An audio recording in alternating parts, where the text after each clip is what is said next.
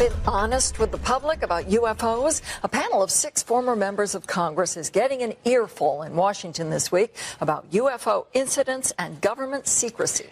Because there is no doubt we are being visited. Scientist and explorer Dr. Edgar Mitchell, born coincidentally in the UFO hotspot of Roswell, New Mexico, started calling for the disclosure of government UFO files back in the mid-90s. One of his first interviews on the subject was with the I-Team. As the 6th man to walk on the moon, he's an American icon with extensive contacts in the government who've convinced him a UFO cover-up is real. Mitchell says it's time for full disclosure.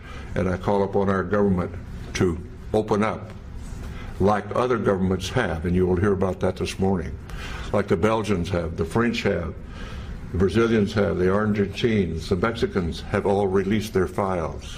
It's about time now that we do the same thing. Mitchell will be one of several heavyweight witnesses who will testify at this week's 5-day UFO disclosure event in Washington. A panel of 6 former members of Congress will hear from and question 40 witnesses, including Paul Hellyer, who was the Minister of Defense for Canada and who's had his own UFO sighting. To make a plea for full disclosure, because the implications of what has been going on secretly in the last 50 or 60 years are really profound, and most people haven't any idea how important the revelations could be to their future as a species. One focus of the citizens' hearing will be recent admissions by other governments that there have been secret but ongoing UFO studies by military and intel agencies all over the world. Nick Pope was, for years, the UFO point man for Britain's Ministry of Defense and will testify about the release of his country's once secret files.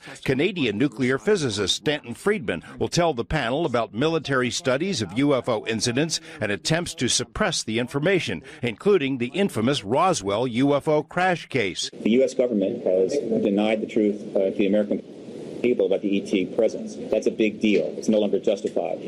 And so the purpose of this hearing is nothing less than disclosure. Congress held 2 hearings on UFOs back in the 60s, but the subject has seemed politically toxic since then. Bassett thinks that's not an accident. The real problem is this, I've said many times.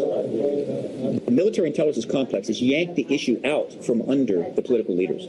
They don't brief them anymore. They don't give them the information, and that's true across the board of many issues. Tuesday's session focused on one of the most disturbing angles, the intrusion of UFOs over nuclear bases. Former military men stationed at Bentwaters nuke base in England and at missile bases near the Canadian border described chilling incidents in which unknown craft interfered with the launch codes of atomic weapons. Documents squeezed out of the Pentagon show the military long ago considered UFOs to be serious business, but later denied having any interest in the subject.